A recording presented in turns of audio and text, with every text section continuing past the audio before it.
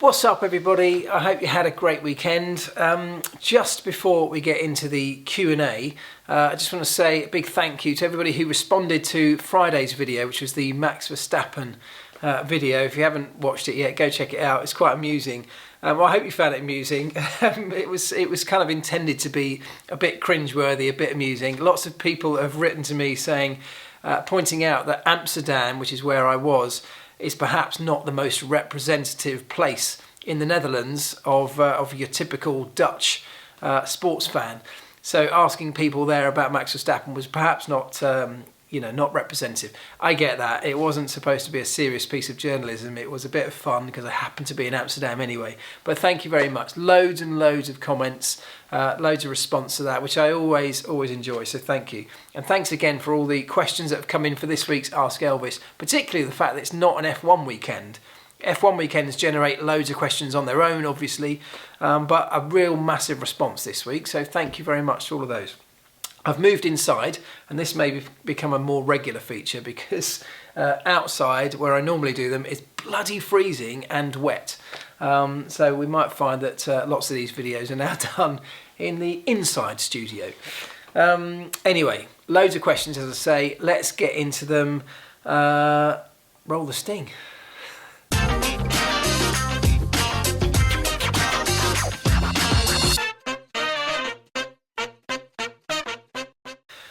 Okay, let's start with this one from Geordie139. He says, how much IP and info can mechanics bring to a team if they move from one team to another? Also, how far up the ladder do you have to be before gardening leave comes into play? It's a good question, and it's a question that I always kind of found a little bit strange, because actually at mechanic level in most Formula One teams, there isn't really a gardening leave situation in most people's contracts. But in terms of the IP you can take from one team to another, potentially quite a lot. I mean, it depends on the kind of person you are and how inquisitive you are. I was particularly inquisitive. I used to spend a lot of time when I had spare moments in the R&D departments, in the drawing office, talking to designers and understanding, not only the kind of concepts that we had on our car or in testing at the moment, but the concepts that were coming through the system. So ideas that were still in their early phase. I was just really interested in that kind of stuff. So I used to spend time talking to people, trying to get my head around how these things worked. And I was just naturally that type of character. So if I'd gone to another team, I would have taken a huge amount of information with me from McLaren to another organisation. And I could have done that because there was no gardening leave in my contract pretty much immediately. So it's still a surprising area to me that there aren't more gardening leave periods worked into mechanics contracts. I guess going up the chain, I guess from engineering level, from race engineering, and then up towards into design office and those kind of roles within a Formula One team, there are pretty typically gardening leave spells in contracts. But yeah, not necessarily at mechanic level. Alan Murphy asks this one, and this one, a couple of people over the last few months have raised at least this kind of question. Alan says, why will Schumacher's family not give an update after all of this time on his condition? There are millions around the world who still worry about him. Maybe the worrying's unnecessary. Maybe he's recovered and is enjoying the quiet life. So, the truth is that I don't know, and very, very few people within the world of Formula One do know how Michael's doing, what kind of condition he's in, what his health is like. But the fact that we don't know that is as a direct result of the wishes of the Schumacher family, and we have to just respect that.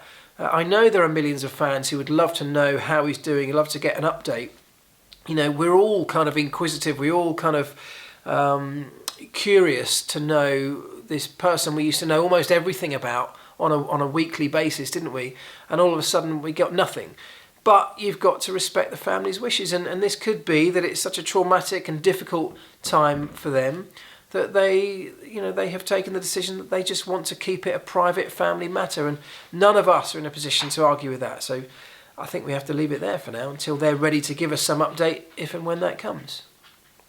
Right, this is a question that came up off the back of Friday's announcement that George Russell had been announced as a Williams race driver for 2019. Kind of caught me by surprise. I was at an event in Amsterdam, and I'd been kind of locked in this room for hours doing rehearsals and various things ready for the event.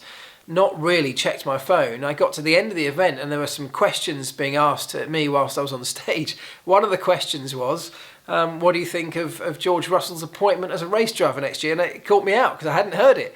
I kind of got my phone out, checked my phone and realised there was emails and lots of notifications. So I think it's a great move, but it's prompted a number of questions. And there's this one from Chumley Warner, who says, great that George Russell will be on the grid next year, but can't work out why Williams are happy to offer a drive to that Merc contracted driver, but not Ocon. Clearly, he's a safer bet than Russell. Didn't sound like money was why they wouldn't take Ocon, so why? And there were, as I say, a number of people asked similar kind of questions. And as far as I can work out, and I've seen, I have no real inside information on this other than what's been talked about through people in the paddock, and I saw an interview with Claire Williams. The biggest reason for this, I think, is that Esteban Ocon almost certainly would be the next choice for the Mercedes factory team. Valtteri Bottas is on a 1-year contract. I highly imagine and highly suspect that Ocon would be the next person in line for Bottas's seat. That means that if he were to be signed by Williams, it would be pretty much on a 1-year deal, and they'd know that they'd lose him after a year. Now, with George Russell, who's not next in line at this stage, Williams are able to sign him, and they have signed him on a multi-year contract. That gives the team stability, and that's exactly what a team like Williams needs right now. They need stability. They're trying to rebuild. They've got the likes of Paddy Lowe in. They're trying to rebuild the engineering team. They need to keep some sort of stability in the driver side of things. And signing George Russell does exactly that. Yes, he's a great driver. He's a great signing. He's a British driver for a British team as well. There are lots of reasons to go for George Russell, and I don't think that this was a deal put together by Mercedes. This is a deal that, if you read the reports, George Russell almost instigated by himself by calling Paddy Lowe personally and saying, listen, can I have a chat with you and Claire? I want to be driving your car next year. And that was way back earlier this season. So great little story. I think it's a great signing. And I think that a big part of the reason they've gone for him over Ocon is the longevity that it will bring Williams as a team in terms of their stable driver lineup. And that's pretty crucial. On a similar note, Stephen Chan asks this question. He says, Russell going to Williams. Does Merc see more potential in Russell than Ocon? A year or two not in F1 could kill Ocon's future.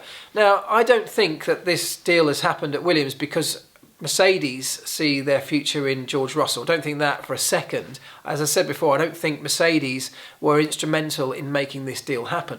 But it raises an interesting point here because if Esteban Ocon, who may well be the current favoured driver for Mercedes in terms of their future beyond Valtteri Bottas, is perhaps Ocon the biggest loser here? Not just because he's looking, more and more like he may not be on the grid next year. And let's not forget that Williams still have to announce a second driver. And we also know that Ocon is one of those drivers being assessed by Williams. So it's not absolutely a done deal that Ocon will not be on the grid next year. He could well be George Russell's teammate. I'm kind of not sure that is going to happen, but he could be. But let's say he's not on the grid next year, which is looking increasingly likely. What that does is not only take him out of the F1 world, out of the F1 picture in people's minds, but actually it means that George Russell has a real opportunity to shine in the eyes of the Formula One fraternity, whereas Esteban Ocon won't be shining in that particular year. And I just wonder, what about if George Russell literally set the world alight with his performances in a Williams next year, and then Bottas's contract comes up for renewal at the end of 2019? Do Mercedes have to have a serious look at potentially promoting George Russell over the likes of Ocon because he's been doing wonderful things in an F1 car up until that point. So it really, puts a difficult situation. It's obviously a difficult situation for Ocon, but the fact that Russell now will be guaranteed seat time, face time in Formula One, whereas Ocon isn't yet guaranteed that, could actually, and it may not work out that way, but it could prove to be a pretty difficult situation for Esteban Ocon in the longer term. We'll have to wait and see. Jakob Wikowski asks this. Everyone knows that being a Ferrari driver is something special. Is being a Ferrari mechanic special as well? It's a good question. I don't know. I think if you're Italian, I think it probably is very, very special. I think, the Italian, because they are mostly an Italian team, certainly at mechanic level, wearing the red of Ferrari, I think is almost like playing football for your country. It's a very special feeling. Outside of that, I think less so. I mean, if you've read my book, you'll know that I very nearly, in a kind of comical series of events, I nearly went to work for Ferrari.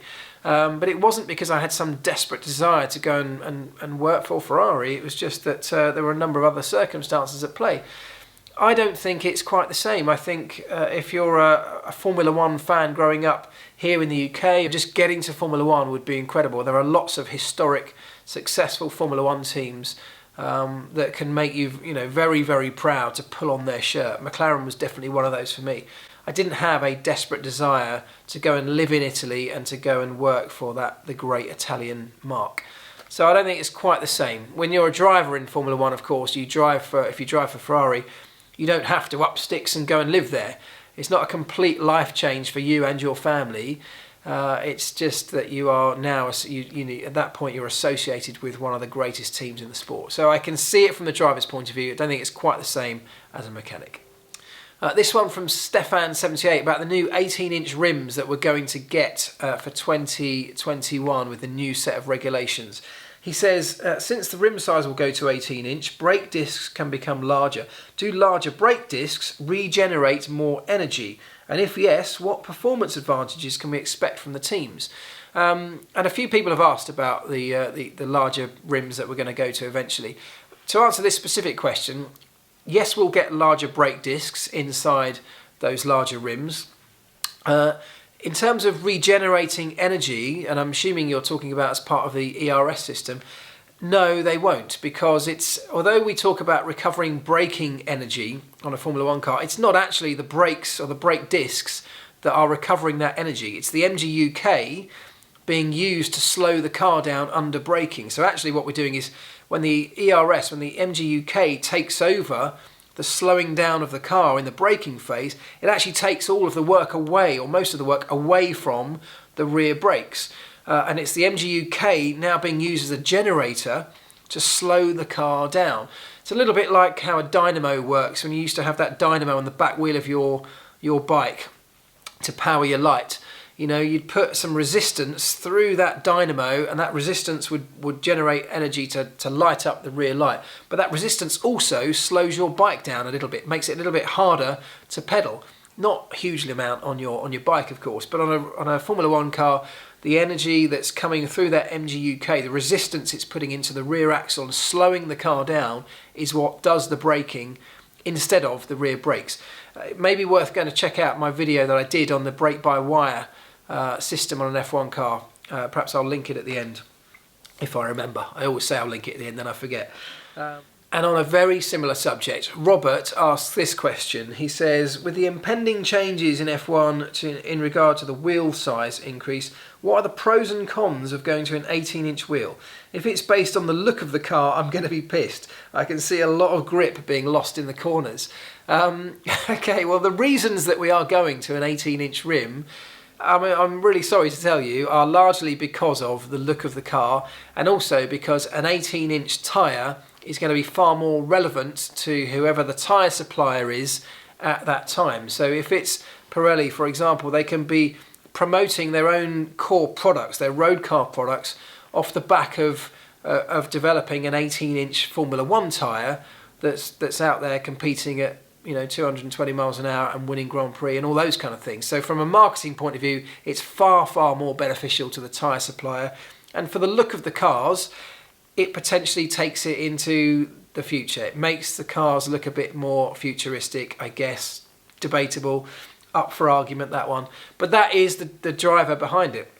In terms of what effects it will have, I don't think it necessarily has to lose grip, and that will all depend on how the tyre's made, what the compounds are like, what the construction's like. Effects that it will have, you know, the current tyre, these big balloon tyres that we have now, lots of the suspension work, lots of the compliance is currently taken up by the squash in those large balloon tyres that we have on a Formula One car. And obviously with a lower profile tyre that we will get, you'll have much less compliance. They'll be much stiffer in terms of the sidewalls.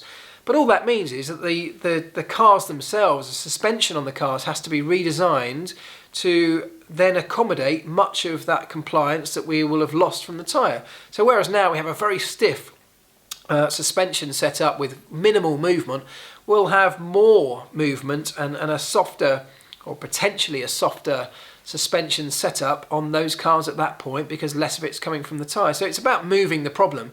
And engineers in Formula One are very, very good. They will find a way around to compensate from what we've lost from the tyre, and they'll just shift those properties or those characteristics into the other part of the car that they can control, which is the suspension movement. So I don't think it's necessarily going to be a performance loss. I don't think that at all.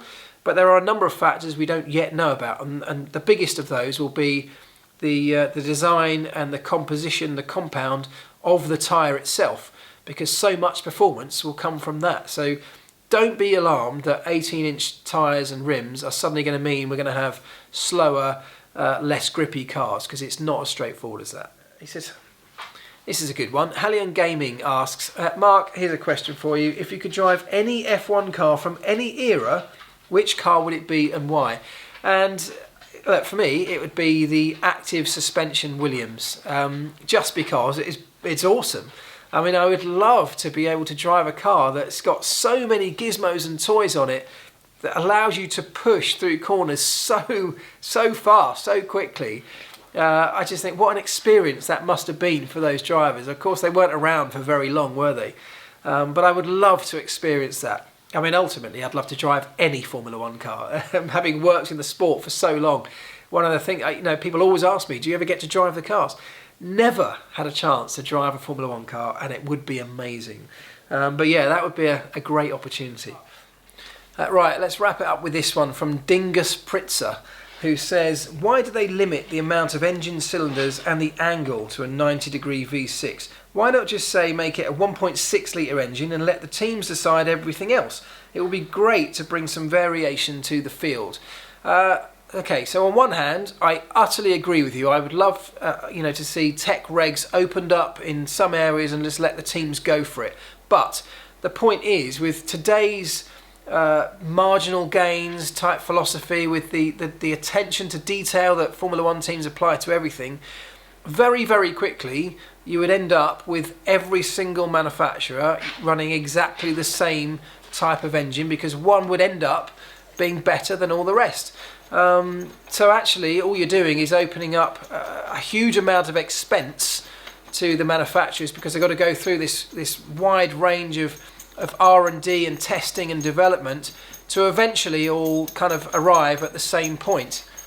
That noise, by the way, is the dog just scratching down here behind the sofa.